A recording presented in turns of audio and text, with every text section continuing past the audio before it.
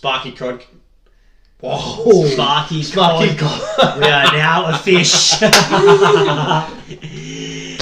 Wiggling our way toward you.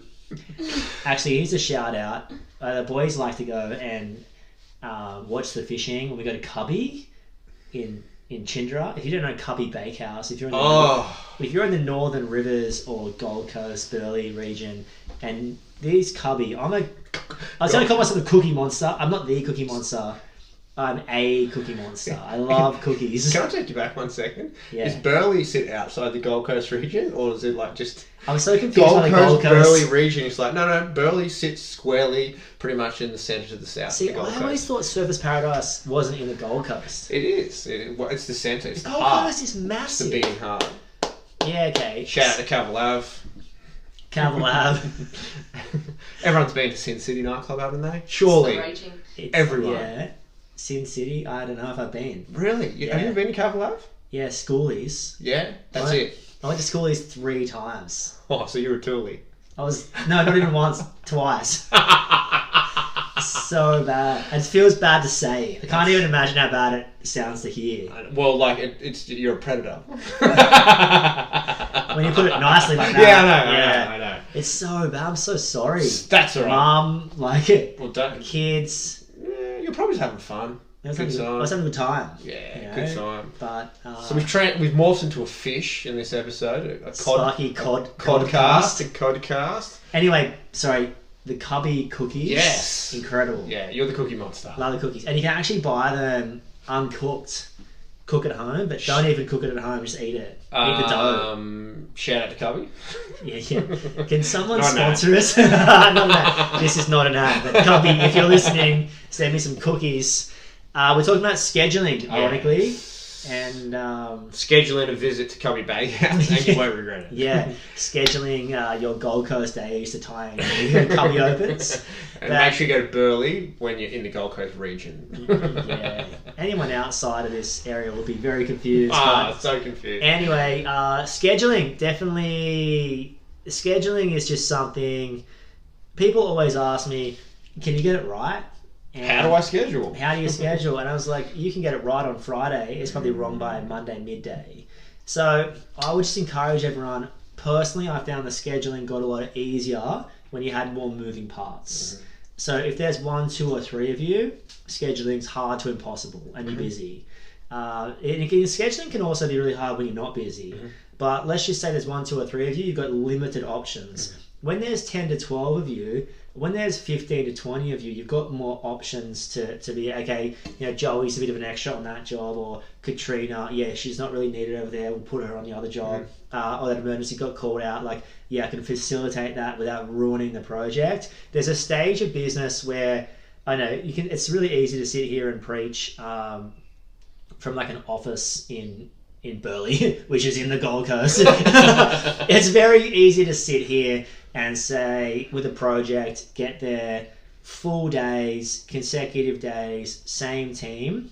But if that's you on the tools with 2 apprentices, or you've got a small crew, it can be next to impossible. You get that call out from the commercial client, get that call out from someone else. You want two of your big clients want you there on the same day. So just want to shout out to everyone. You're not alone and you're not crazy. Scheduling is hard. Scheduling is impossible. Scheduling is difficult. Scheduling is never ending. Scheduling is scheduling. And I think if you can understand all those things, you can have more appreciation for it. If you think you're going to nail it, right?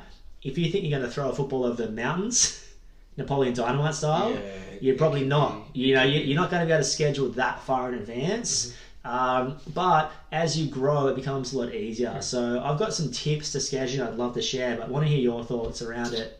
Yeah, I can sort of definitely resonate with you around scheduling. It can be complex, it can be stressful, it can be overwhelming, it can be a lot of sort of emotions, I guess, rolled into a lot of feelings, because you can have the best week planned out and then a spanner gets thrown in the works. So those spanners could be that a job gets cancelled, a client's not ready. It starts raining. A staff member gets sick. A staff member has a bender. bent a staff member has a family issue or something like that. A staff member gets injured. 100 workplace injury or outside of work, they're terrible. Like, and they throw spanners in the work. But I guess all those things can happen, and probably don't be ignorant to it. Don't be like so sort of big on yourself to be like, that won't happen to me, sort of thing, because it does happen to you. And then around it is just accepting that it's happened and moving forward. So don't stew on and be like, so and so is terrible because they did this, or I can't believe they did this, or I can't believe they would do this to me, sort of thing. Just look at it as like, hey, look, it's happened. You know what? Let's move on. How can we rectify the situation? And it could be through some communication. It could be through, okay, well, instead of sending 3 resources to that particular job, we're going to send 2 now. Instead of sending 2, we're just going to send 1, but that 1 now going to go over 2 days. So there's ways to manipulate it all, and ways to make it, massage it, I suppose, massage it out and make it work for you. So don't get, don't leave the office on Friday thinking that you've done the Picasso.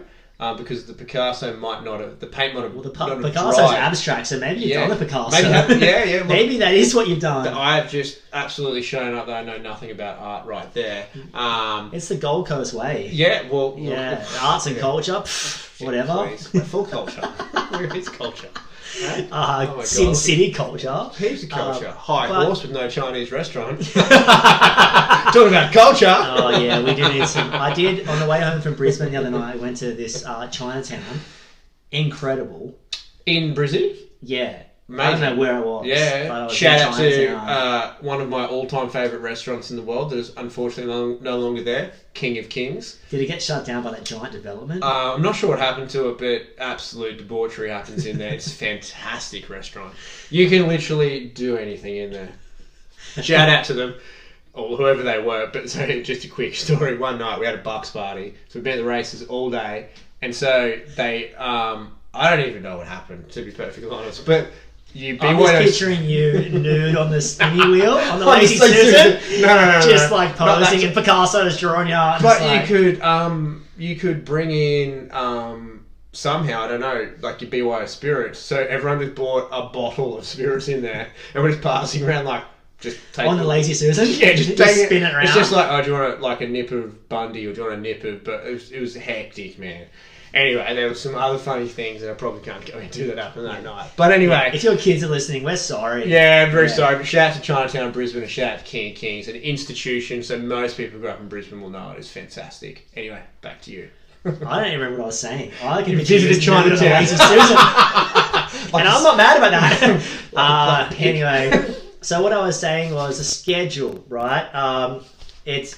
I can't remember where I was on the schedule, but you're not going to get it right, but you've got options. Okay, I sat with someone last week, and they have this big thing about, we want all my staff members at that rough-in, but they also complained about they couldn't get to the emergency service and maintenance jobs. And I was like, maybe, just maybe, this one time, you can't have 6 people at the rough-in. You know, maybe you got to spread your wings, right? And send people north and south and east and west. And they're like, no, it's just good for the culture. I'm like, get your culture elsewhere. Get it at King of Kings. You know what I'm saying? Just distribute. Like, it's a luxury to have 6 people on one rough-in, a high luxury. Yeah, very luxury. You have 2 people that run the job, and other people sort of come in, depending on how big the job is, obviously. But you've got options as you grow. I like to personally, you've got to work out how you work too. Mm-hmm. So I like to personally have a whiteboard for the schedule and have things distributed into small jobs, 0 to 1 day, medium jobs, 1 to 5 day, large jobs, 6 days plus, and then the ongoing work, whether that's ongoing pub, club, hotel, motel, holiday inn job, or whether it's a large cost plus high-end resi or something like that. And then you have your, and ongoing's always as well, like those jobs, but the exit and emergency lighting testing, or the larger ones. Those ones you're at 5 days doing that test and tagging, exit and emergency, RCD trip time, all the yearly, 6 month and yearly testing. So I like to see it visually like that, so I know where I'm at. I know where I can go to. What are you laughing at? King of Kings. Are you listening to me? This is great advice. And I like to physically see it. I like to physically see it. So Can I just interject for a second? Yeah. Of course you can. Confession. Yeah. So that same night at King of Kings, I just remember walked up to a table because we had like this little private area sort of thing that they shut us off from the rest of the restaurant, and like it's just all happening in there. And then anyway, I'm walking back. I think I went to the bathroom because like the toilets are like the furthest end away from us, so we got to greet every other diner on the way through and just completely annoy them. I think I walked past like one of those little push carts and I just grabbed like a whole like fistful of chopsticks and I this is all allegedly because may have had a couple of beers that day, and it's a little bit hazy. You can't say allegedly when you're telling the story about yourself. No, it definitely happened. I was there, and I remember I just grabbed a whole fistful and I presented them to like the room that we're in. I just looked at them and I just grabbed them and I just snapped them straight in half and just threw them behind me and just kept walking. I reckon in your head you snapped them in half. I reckon in reality you were like, no, like you were that 10-year-old kid trying to open the bus window that just couldn't open it. Like, I definitely loosened it. I definitely loosened it. Because the boys thought it was ridiculous. Anyway, sorry, I've got that out of my system. Yeah, so scheduling and chopsticks. We'll get charged for those chopsticks somewhere. Such a good night. But scheduling, you're not alone. It's very hard. Try and see it. Try and see yourself like a puppeteer. Like you've got to move and mix and match and change and adapt. You've got to be adaptable. And I'm a big fan. I know you're a big fan of this. And if I had one final close off the scheduling, it's say yes and figure it out later.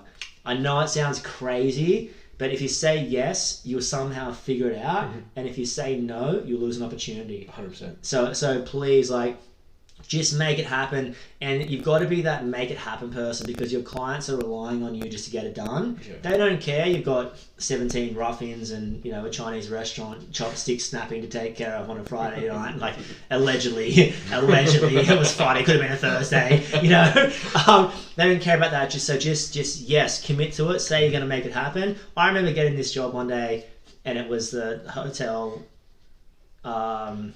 refurbishment of 120 rooms, something like that. So, and I remember just going like, yeah, sweet, we can do that. We can be there tomorrow. Hung up the phone, like, oh, what am I going to do? So, made some calls, somehow just puppeteered the team into separate, found a subcontractor that I'd used before, and we just made it happen. So, yeah, that's my final close off. I think that's really important there. So, I'm a massive believer in don't put all your eggs in one basket. So, as in, don't put all your resources on one job or don't allocate all your resources into one team. So, I like to run in teams, but also too, the apprentices amongst those teams are the movable piece so that you've always got the tradie there and then they can get loaded up with another tradie or another team, or they can get loaded up with multiple apprentices. So you can move them around. So it gives you the adaptability to get to that emergency job, or have the guy or have the girl or have the team in the service so that you can service work for the week so they can continually get to the service work. The other thing too is say yes and figure it out later. I love, because often you'll find just make a phone call. Just be like, hey mate, we've got you scheduled in for Monday next week for the fit off. That's what we had down in, as per the email sort of thing. Is it all on track? How are we going with it all? Or the kitchen's not in. Can you push it back a week? Bang, you opened up a week straight away for however many resources were allocated there.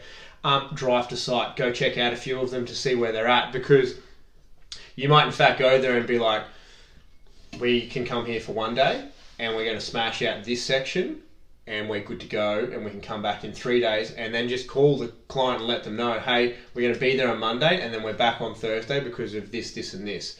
And most things is resolved with a conversation. So be flexible. Be flexible. And you said you travel in teams. You know what else is in teams? Chopsticks. Happy chopsticking.